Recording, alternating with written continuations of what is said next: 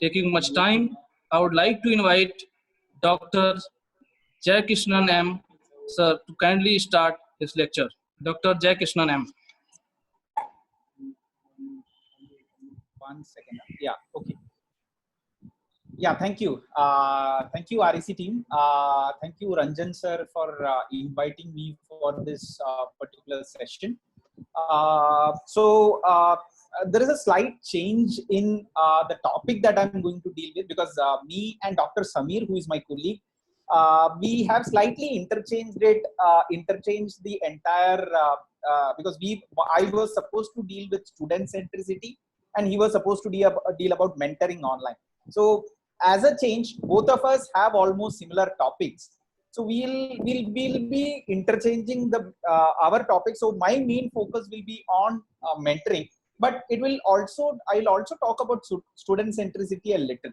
Okay. So to start off, always the first activity in an online setting is what is more important is helping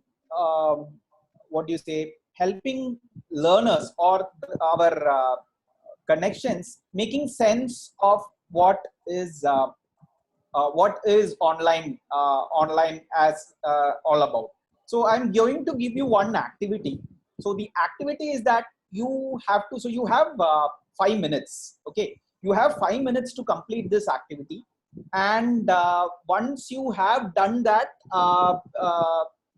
okay, so I want you to go into a website and understand a particular term called transactional distance. So the question is, what is transactional distance? Sorry, I'll put it in the chat.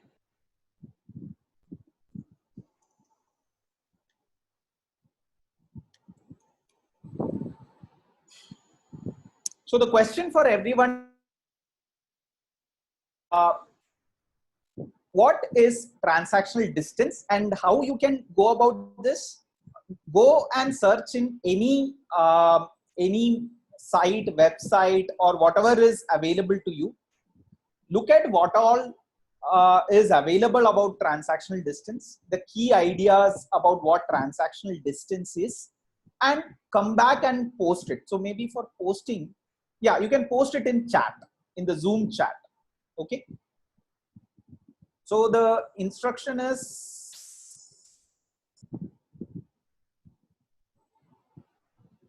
okay, so I see that L. Shivramakrishna is saying that it is the first pedagogical theory specifically derived from analysis of teaching and learning. Okay, so copy pasting Wikipedia pages or copy pasting a particular website page is not what I want. I want you to understand what is written over there. Okay. So it's not about, the idea is not about giving me the exact wordings. The idea is, what did you understand from the idea of transactional distance?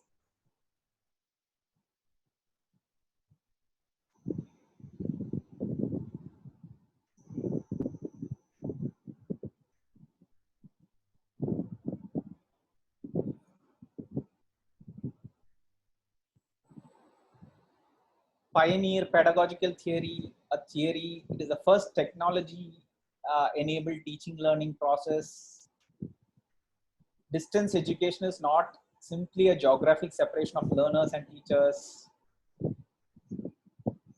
Audio not clear. So if the audio is not clear, please look at what is happening in the chat window.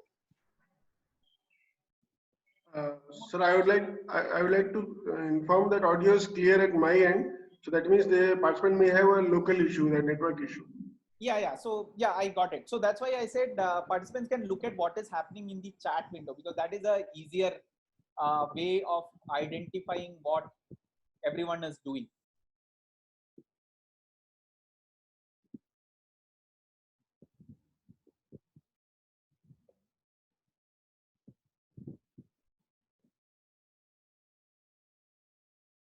Okay, a lot of fantastic answers are coming in. Level of interaction. So many of you are saying that it is the type of interaction between teacher and learner.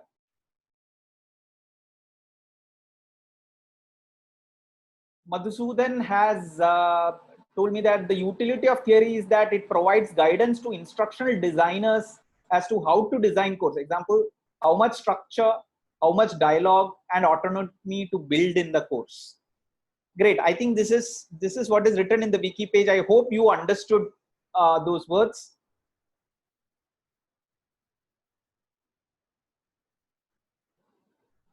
Okay, so most of you are coming back with answers. Great.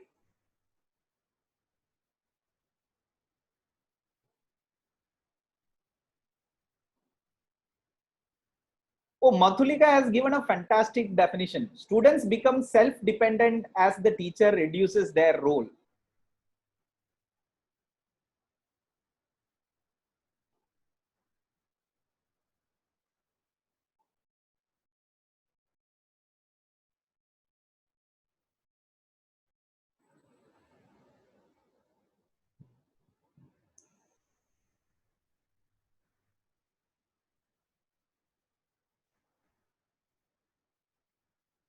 Interaction between teacher and students through technology increases. Students become self-learners. See, the key ideas that you are posting are all right. So basically, transactional distance talks about, so like what we are having. So we are separated by a lot of distance during this session, right? Physically, all of us are apart, and we are trying to create a session. And this session is primarily controlled by me, the instructor, and each of you are using the different affordances provided by this Zoom meeting to provide your answers. So which I think is a good, what do you say, a good way of looking at what transactional distance is. So this has a greater bearing. So I said my session is about mentoring, and here there is a the mentoring process. The mentor also has to understand. So what you said is right. When people are placed at distances, so even in a physical classroom, what the teacher says may be perceived in a different way by the participant or the student, right? I may say Newton's third law is that every action has an equal and opposite reaction. Okay, but the student in front of me may just listen to it and say yes, action equal to reaction, but they wouldn't understand beyond it. They may just have an idea, yes, every action. So what is Newton's third law? I'm able to define. So this is the only skill that the learner gets, and he may not really understand more about it. So here the teacher has to use certain mechanisms to make sure that the students understand, they come to the same level of knowledge or even more than the teacher by use of certain techniques. And this is where the teacher in today's age is defined as more of a mentor. So I have not created any slides for this as of now. I have a separate set of slides. I'll bring that into the session in a short while. But before that, I want all of you to really understand that a structure in an entire teaching learning setup, particularly in challenging conditions like COVID, where everybody is locked down, everybody is physically apart, then putting in the effort to talk to or make each other understand is a pretty important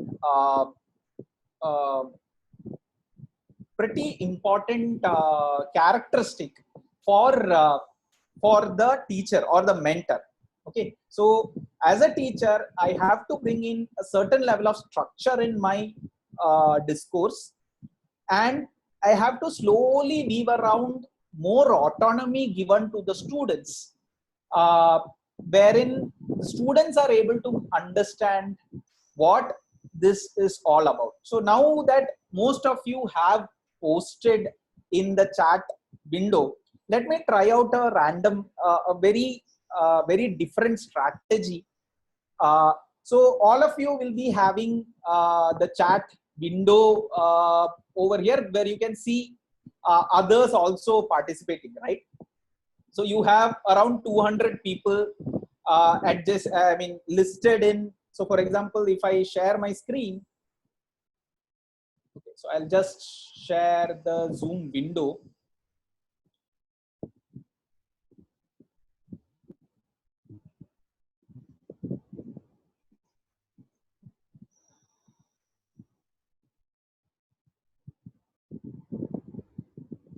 So I hope you are able to see my screen here. Okay, so okay, the Zoom does not come in the window. Huh? Yes, sir. Chat box will not come. Okay, chat box will not come. Okay, I wanted to show the chat box, but basically, okay, let me try to stop the screen.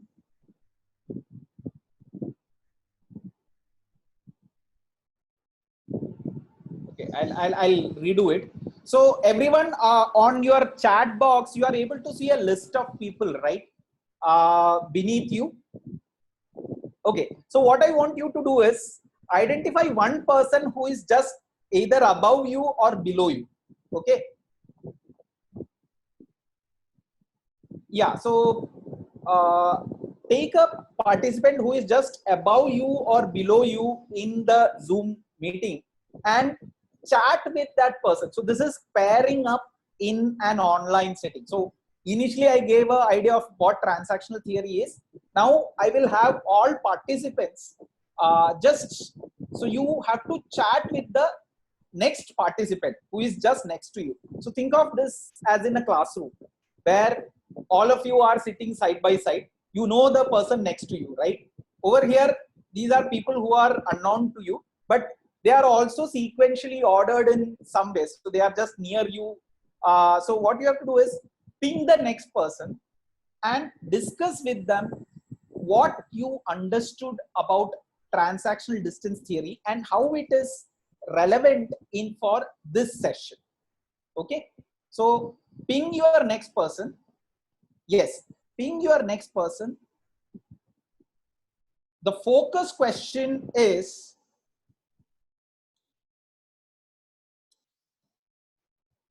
how is your understanding of transactional distance applicable to this session? Basically, you have to click on specific person. You have to do private chat, not public chat. Okay, so I see that everyone is doing a public chat. The structure of the tool is that everyone will be able to, so REC team, everyone will be able to do private chat, right, in Zoom? Yes, they can do. Yeah, so you have to select the person who is just next to them, next to you. Yes, sir. Okay, so let me just share a screenshot.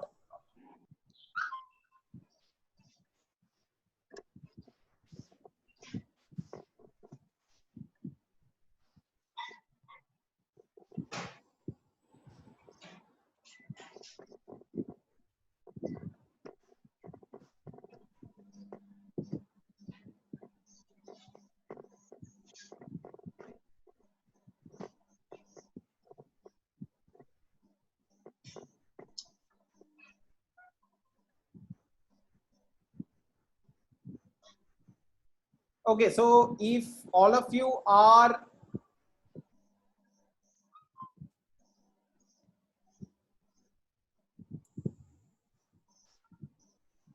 I'm purposefully keeping quiet so that you can discuss with your neighbor. Okay, so the neighbor is basically someone who is just next to you in your chat and you have to chat privately with them.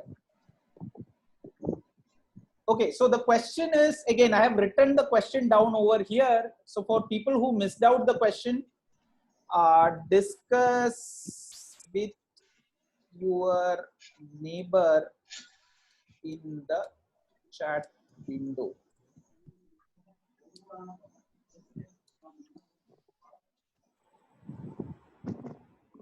So Rakesh Kumar Yadav, who missed out the question, I have written down the focus question once again. The idea is you have to discuss with your neighbor in the chat window. So supposing there are people who understood how to do this, please inform your neighbor about how to select that specific person and do private chat. Okay. REC team, can you create a small poll where I can understand how many of them actually started interacting with the with their peers? Yes, sir. We can create, sir. So please Yeah. So please dictate the question or send it privately to you, Karan sir. Yes. yeah. So the poll question is okay. 1 second. I'll just privately send to you the poll question. Okay. Send that to REC Ambedkar Nagar. Yeah.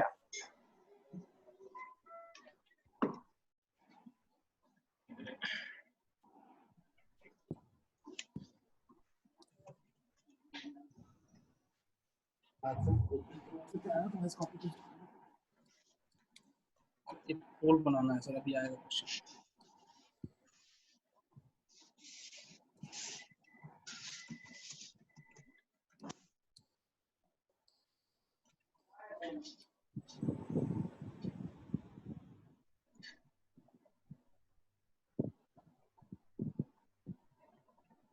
Okay, there are people who are asking out how to make private chat. You just have to select one person and then it will automatically create a chat just for them. Currently, whatever you are typing, it is sent to everyone. Instead, you can select one person from that list and chat with them. So if as a individual you are receiving more chat messages, you can say that you are already chatting with someone else. Please find the next neighbor. That option of finding the right person will be in the to box when you are typing a message. Yeah, so for example, let me share this screenshot with everyone.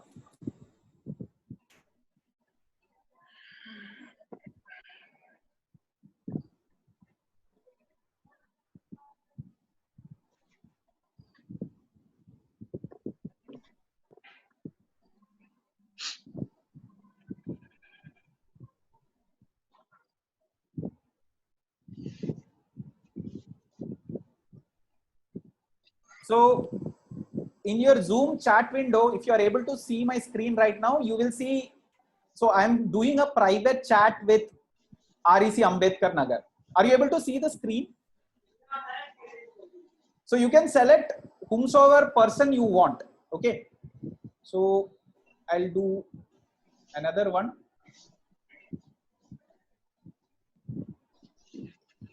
So if I select on that particular option, you can see that I can see lot of people in my chat window. I just select the first person who is just beneath me, first or second person, and I start interacting with them, who is either above me or below me. Okay. So this is how you can do chatting. Yes. So Purushottam Mishra is giving you an instruction. Two people are asking me, giving me a hi. So let me just respond back with the hi.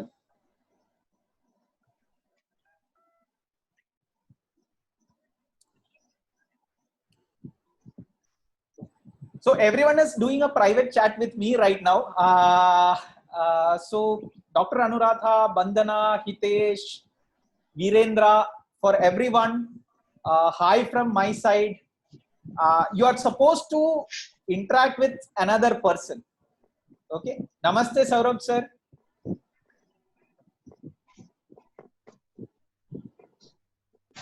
Yeah, absolutely. Dr. Rakesh, I completely understood. So what you have to do is that it's not just with me, you have to chat with another peer, not me, but a friend who is now taking part in this FDP. REC team, have you created the poll? I haven't get the question of the poll. Okay, I had sent a private chat. Looks like it is lost in. You would be lost in that. Sir, are you in our group of resource persons? No, I put it in the Zoom chat. Okay, so maybe I'll just repeat that question. Yes, sure, sir.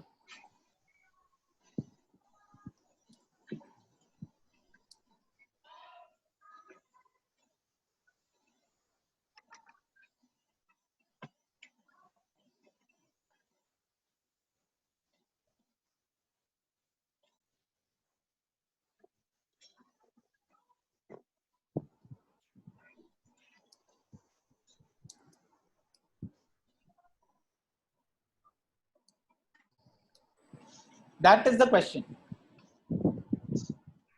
REC team, Yes, hope yes, you sir. repeat the question. We are working on that, sir.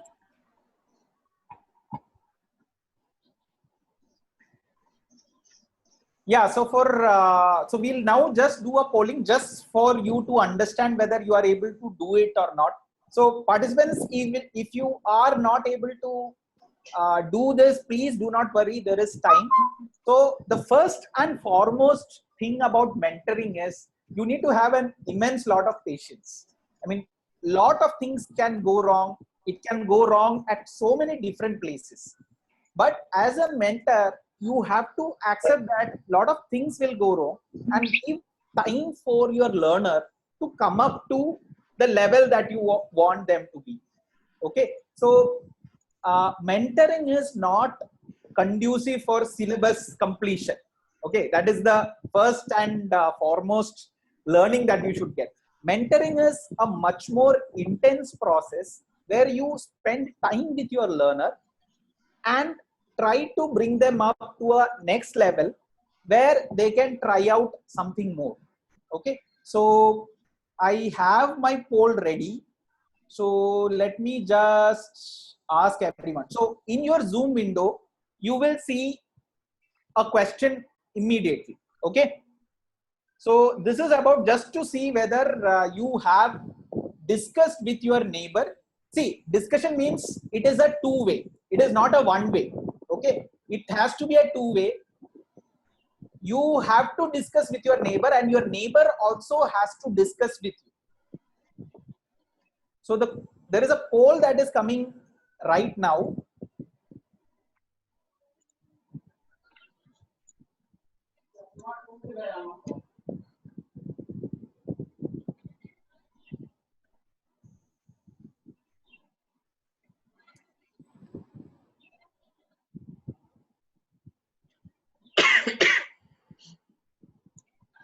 Okay, I'll open the poll for another 15 seconds.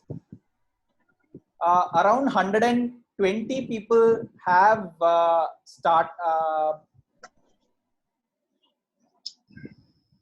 said that they have discussed. 100 people have said that they have discussed. I'm ending the poll right now. So out of the 200 people who have connected, I think around 100 people, so 50% of you have done something with the activity of private chat. So that is what I understand from the poll. Good for those 100 people, and for all those other people who are not able to do private chat, let me show you how you do private chat in Zoom. So first go to your Zoom window, and from the Zoom window you will see, okay, so let me just, since when I share the screen in Zoom it won't be visible, I'm sharing a image with you right now.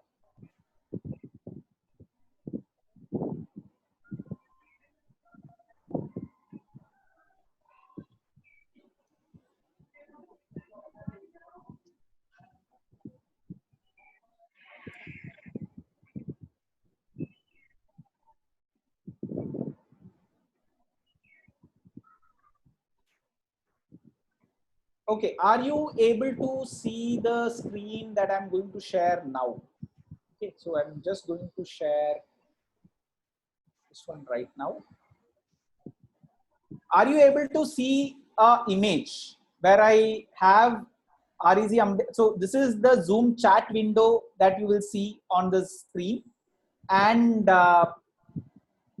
what you see over there is the different set of participants that are there just above the two window. Okay, the two place where you are able to see more people. Okay, great. So many people are able to see. So someone is saying that no one responded.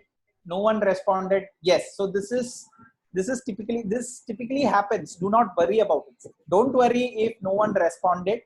So the next set is, so you, all those people for whom no one responded, please take this time now. So you can see somebody else who said that nobody has responded in your chat window right now. Okay, look at your chat window, identify one person who has said that no one responded and chat with them. Okay, so this is the next activity.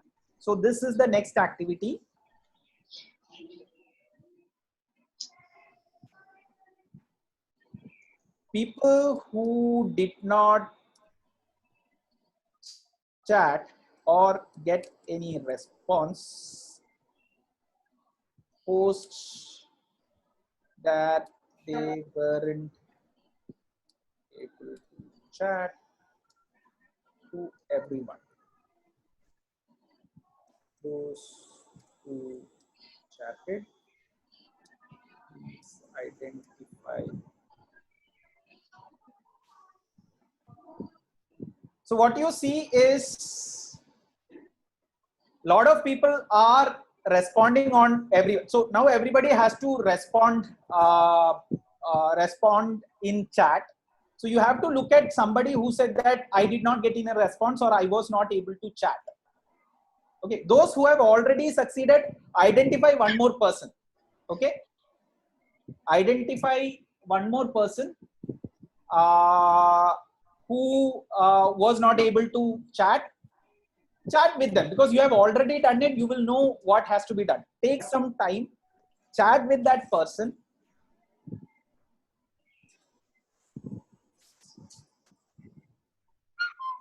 Okay, he's not replying tit for tat. I mean, it need not be tit for tat. See, everybody is new to, so what we have to understand is that your learner will also be pretty new to this particular setting. So this is what I said.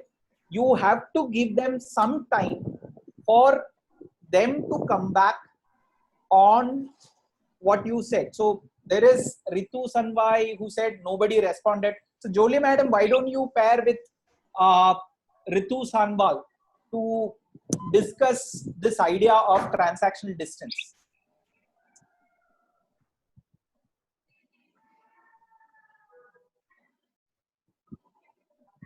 So all those people who were not able to get any response, please post to everyone that I did not get any response. I want to discuss. Then another person will come over and they will interact with you. REC is not replying. REC is busy with other activities. So if you choose REC Ambedkar Nagar, then they will not respond. Okay. So Purushottam, yes, now everyone is chatting with me, so I am unable to reply. Don't worry, take your time, respond to each and everyone. Okay, take your time, respond to one or two persons. If you are not able to,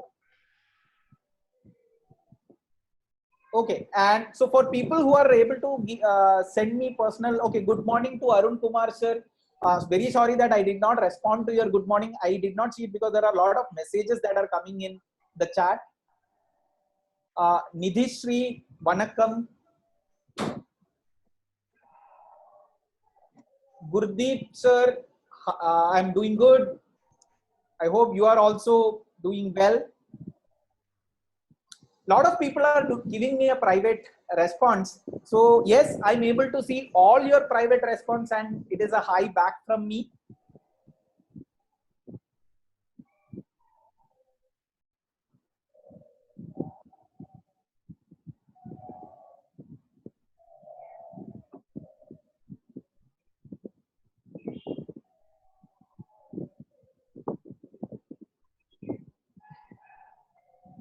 I'm able to see all the messages that you are posting here.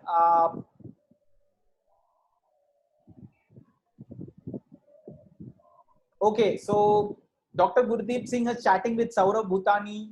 Very good. So see, this is the next step. So this is the next point that I want to really highlight regarding mentoring. So mentoring requires a community. Okay, one or two.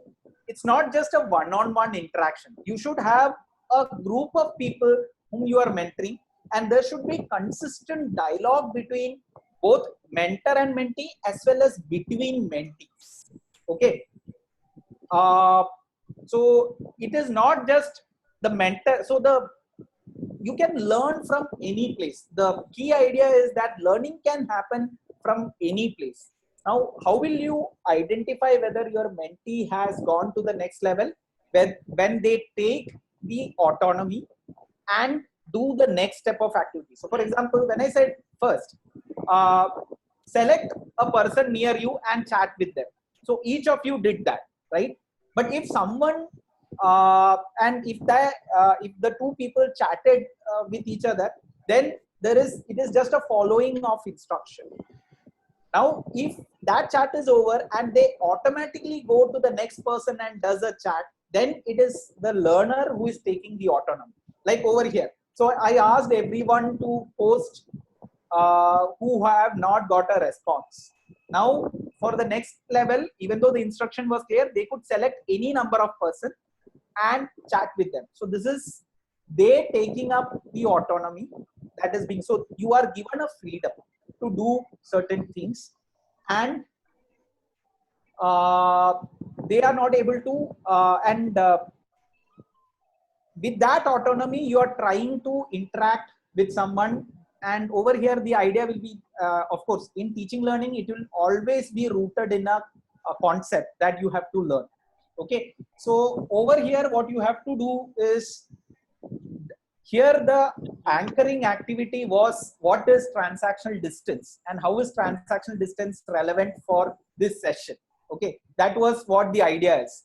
And I was trying to use each one of you as learners to help your co-learners understand what it is.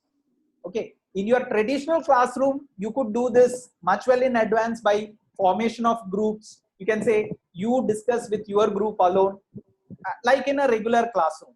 But when you are encountered with a new technology tool, when you and your learner are encountered with a new technology tool, what is more important is how you interact using the various affordances provided in that tool. So I see that, so Jolie madam is saying that Ritu madam is finding difficulty in accessing her chat. Okay, so Ritu madam, who has sent me a good morning today, early morning, please select Jolie Parikh madam. She is trying to talk to you. Okay, so looks like, okay, let me rerun that poll once more. Okay, now that you have tried the activity once again, let me relaunch that poll once more.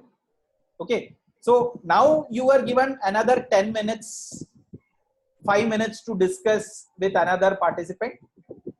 How many of you were able to discuss with your neighbor? So discuss, by discussion I mean interacting with your neighbor.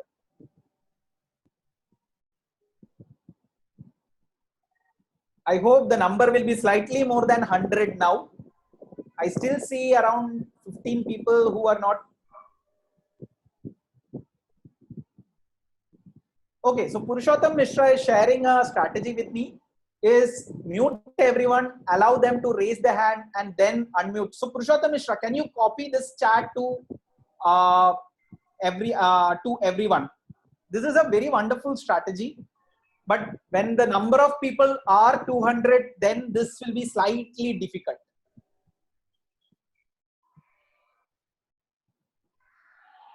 Purushottam Mishra, can you post that entire text, what you used, what you have sent to me in a private chat? Can you share it with everyone? This is a wonderful strategy and everyone can use it. Okay. The poll is in progress, poll 01, it would come in your Zoom window.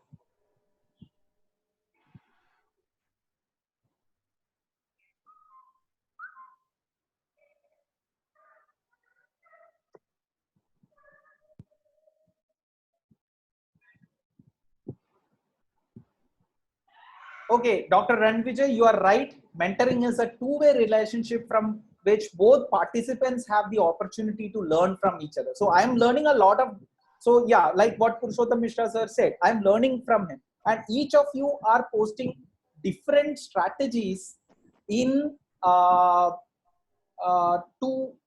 conduct interactions, conduct your classrooms. And it is something that I myself also have to learn. I don't do classes, so I don't do regular classes like every one of you. But when we use what all are the different strategies that are easily available and what all ways you have tried it, that particular learning is transmitted to the second participant. So this is what mentoring is all about. Mentoring is a co-learning experience. So you learn from another person's wisdom. Of course, the other person may be slightly more experienced than you in using that software or in one aspect of it. So you try to get mentored in that aspect from them. Whereas as a mentee, you learn from the mentee's experience. So as a mentor, you learn from mentee's experience, what their environment is, what the context is, and you try to refine your own experience and get back to the mentee.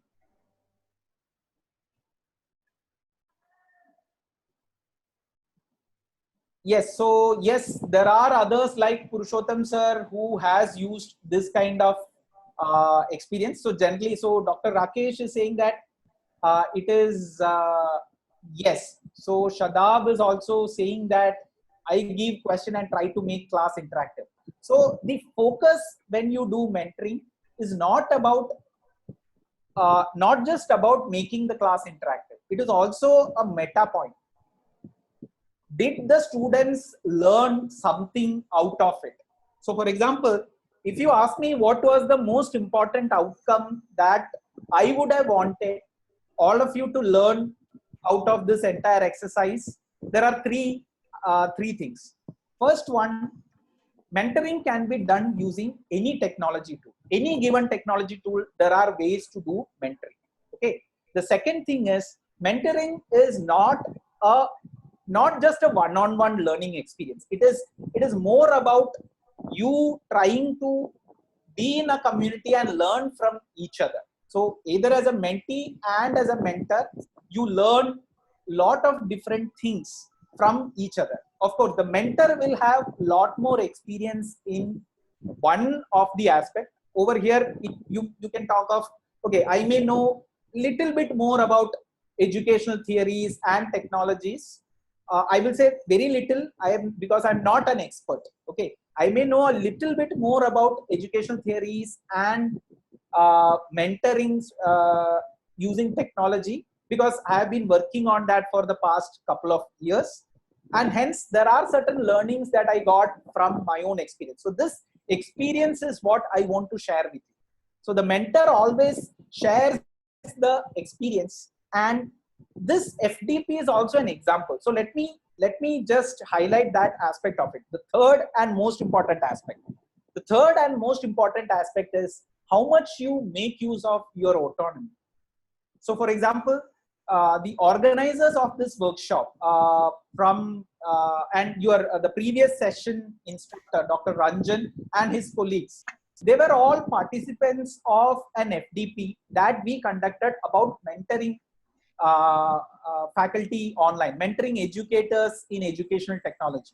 Okay, this was a series of FDPs that we created as part in when I was in IIT Bombay, and the organizers have understood what those sessions. So we basically gave them sessions about mentoring, what all needs to be focused in mentoring, how do you mentor, and there were very specific activities that was raised during that they had to do as part of that course. And after which we can see lot of these faculties who completed these FDPs go on and be instructors or organizers of FDPs. So for example, over here you have Dr. Ranjan, Dr. Satyaprakash. Who else is there in that team? I think there are a couple of, so when I saw the brochure, a couple of them were part of it. I'll just name them. Dr. Anup Kumar Sirvaiya is from that group, and Professor N.R. Kidwai is from that group. Excellent. So and Hari Mohan Roy is also from that group. He also took sessions in this session. Okay, so we have around 5 to 6 of those teachers who were part of that FDP, organize this FDP for you. Okay. Sir, one more input I would like to share. That the rest of the speakers are from FDP which we have conducted previously. Excellent, excellent. So this is what I talked of. A mentoring should allow your mentees to take charge the next time. So you should make your mentees capable enough, and once you realize it, you should give the autonomy to the mentee to become the next mentor. That is very key for sustainability of any activity that you do. So for example, consider your own teaching learning classrooms. You will identify, let's say, first set of students who are able to understand the concept. Now you should make them as the discussants or as the proxy teachers in the online session, so that they will be able to tell the other students about what that concept is. And like that chain, it should be a forward looking chain where it moves ahead. So at a certain point, you should be able to, as a mentor, you should be able to step back. You don't have to do any sessions. You don't have to do, so you should make yourself obsolete in that system. That is when your mentoring is supremely effective. So when the faster you are able to make yourself obsolete, the better the mentoring process is. Okay, so this is the third aspect of mentoring process: autonomy. How your students are, or how your mentees are making use of autonomy, you should be able to identify it, and you should be able to give the autonomy to the mentee to take it forward. So there is, I will take the next 5 to 10 minutes in taking up questions from people. So I'll use the raise hand. So Sir, yeah. One question is from participant Salman Akhtar. What is the major difference between mentoring and teaching process? Okay, mentoring and teaching learning process. There aren't too much of a differences. Okay, teaching learning process, it is ultimately you want to give a certain set of skills, whereas and there may be assessments and other kind of summative aspects associated with a regular teaching learning process that you understand. But mentoring is also a teaching learning process, but over here it is not the summative. The summative assessment is never highlighted to a great extent. It is always the formative assessment, and the transition, there is no hierarchy per se. It is, there will be a mentor. The mentor-mentee is actually a two-way relationship, and there should not be any hierarchy. That means the power should not be too much relied on the mentor or the mentee. It should be equal. I mean, at some point, the mentor should be able to step back completely so that the mentee takes over the baton of mentor and the new set of mentees come in. Okay, so that is what a major difference between teaching learning and mentoring is. So this is what I said when I talked of mentoring. If there is anyone who wants to have a direct question via the Zoom meeting, please raise your hand so that the REC team can transfer control to you. So the next 5 minutes you can ask that question by raising the hand. So one more question was there from participants, sir. Yeah. I would like to put it.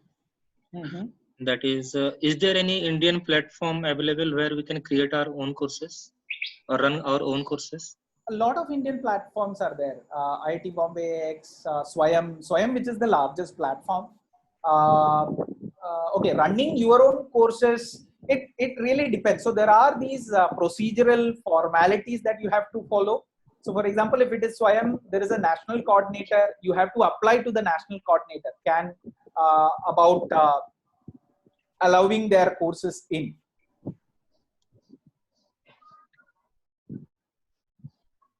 Okay, Dr. Rakesh Kumar, what is the starting point of mentoring in a university, like from admission or from classroom or from subject teacher?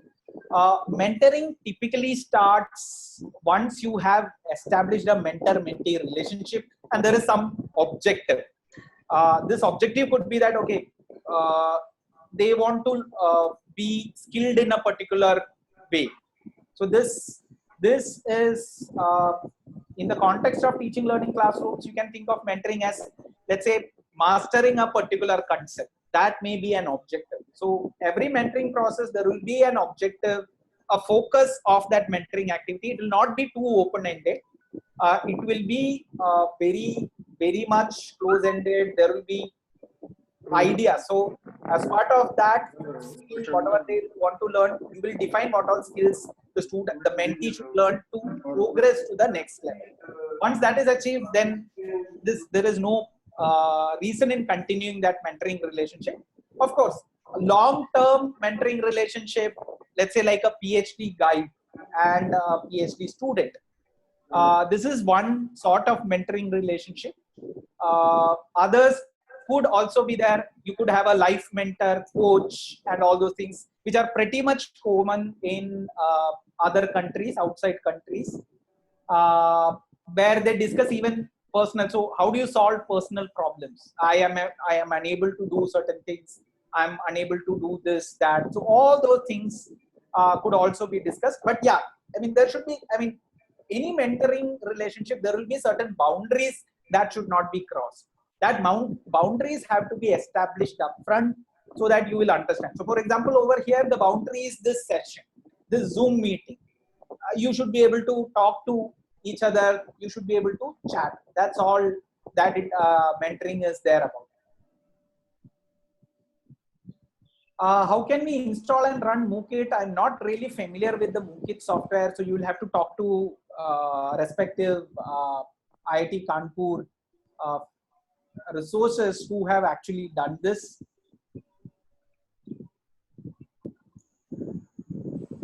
Is all LMS tools secured? You have to look at what the security certificate is. See, one thing about, so it is just like saying, are every person a saint? Or is everyone having fair intentions? I mean, majority of time, yes, but there are certain places where this assumption is not valid. And some, you will have to look at what all security certificates they have, and then look at, so for example, even Zoom, if you do not use it securely, then it can be used for, unfamiliar or unsavory practices can happen, right? So security is something that you have to look at what all standards.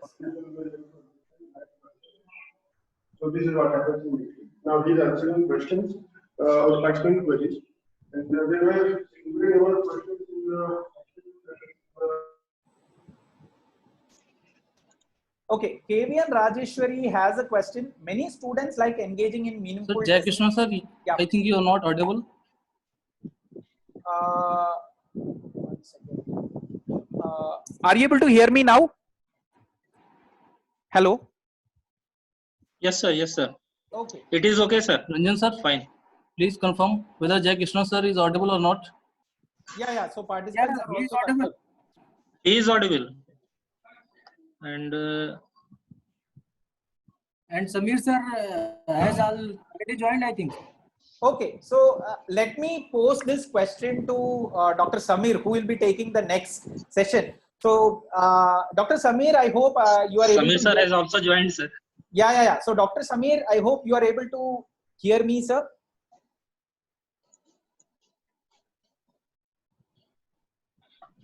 Acha. Okay, I will just share the number.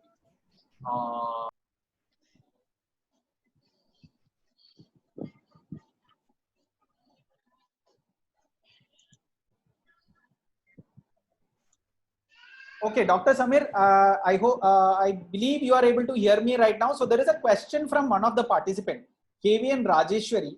I think it is good that we discuss this question before you start with the ideas of. Enabled various students because of certain techniques that we have used. So your topic was about the student, how to improve the student interaction, right? Hello? No. So, Dr. Samir, I had talked about mentoring and how do you engage in mentoring?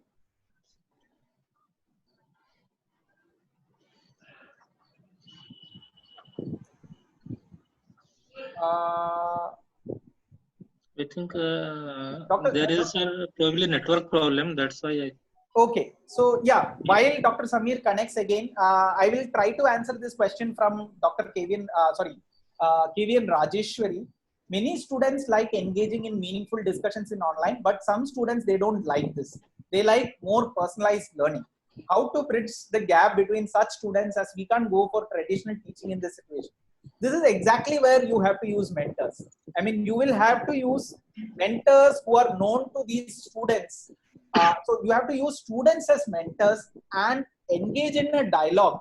Engage these students with those people who want personalized learning. Okay. So for all the students who are learning from you, identify good students who will be able to engage in this kind of discussion and use them as mentors to provide more personalized learning. So these mentors can in turn discuss, they can deliberate ideas, and they can try out various ways in which they can provide personalized learning to their peer. So a learning from a peer should be encouraged in situations where you are not able to provide traditional teaching. But even in traditional teaching, what we say is provide this peer-based learning. So for example, today you learned a lot about transactional distance from your peer, right? And that is the power of peer learning. As in, you may have one idea, your peer may have another idea, and when you are the equals and there is no hierarchy, then it becomes easier for the to discuss the ideas and elaborate it further.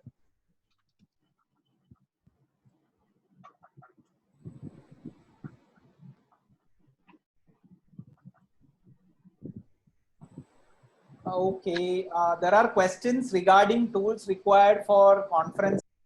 I will take this offline. Okay, Dr. Samir, I think I have come to the end of this session. I have actually engaged participants in doing peer chat during this session. I think now you can take forward the idea of student centricity from here onwards. Yes. I will. I'll be there, and yeah, I'm going through the messages also. Yeah. So a quick question to you, because you have been a mentor to a lot of others throughout the past couple of years. A quick question to you regarding mentoring. So we had discussed the idea of the mentor becoming obsolete at some point. Okay. So a direct question to you is, how does a mentor decide when to become obsolete? First of all, we have to agree that mentor should decide to become obsolete sometime. That Exactly. itself is a bigger call, as I have seen in many places. Not from any mentor side. I have seen mentors very happy to sign off saying that, okay, now I'm done with that. It is the mentee who don't believe in the fact that I have to stop getting mentored. That is the first point. The second point is that I think it is learning by doing kind of example. So what I have tried is that, so suppose I am giving a session today and I have mentors in my teaching learning practices or as my co-creators in my MOOCs or my courses or workshops. So I start off with delegating, first of all, note taking in my session, first of all. The second level would be that you prepare, you help me prepare my slides or content. The third would be that I delegate some part of my content, like maybe a small activity within the entire 1 hour session to my mentees to conduct that individually, and I will become a spectator for that 10 minutes or 5 minutes of time. And then that duration keeps increasing slowly. And automatically the mentees get the confidence that yes, I can also do it. There is an initial barrier that I am not able to do it when you are in front of me. That kind of thing happens all the time. But if it's overcome over a period of time, that also I have seen. Like if you exit the room right now, I will be a better speaker. But if you are in there, I see your face or even I see your text here somewhere, I get the pressure. And that has happened with me also. When I was a mentee with Professor Sridhar as the mentor, I could not speak when he was in the room. So that happens. So we have to have that process as a learning by doing process, and it has to be a gradual process. And then I think they come to a level where they accept easily that yes, I can become an independent person now, and mentorship is not required, and I can sign off. That's how I think I have done it. Okay, so I think Dr. Samir, you have perfect examples. So I have already highlighted that the organizers of this workshop were participants in one of our initial FDPs. And after that, they have taken over. So this is the key idea that I have highlighted in my session. The idea of autonomy that comes to the student, and after a level after which the mentor decides, after they have achieved the level of autonomy, they should be allowed to move ahead. So the idea of autonomy in a mentor-mentee relationship, that is something that I have discussed in my earlier session, and I have given the example of the session organizers, Dr. Ranjan, Dr. Satyaprakash, Dr. Naeem Kidwai, I think Dr. Harimohan Rai, who had also given a session as examples of what do you say? If we were considered as mentors, we have taken a step back and have allowed them to take the autonomy and continue with the show. So I hope you have your foundation regarding student centricity set up, and it is completely now transferred. The floor is completely transferred to you for your next session.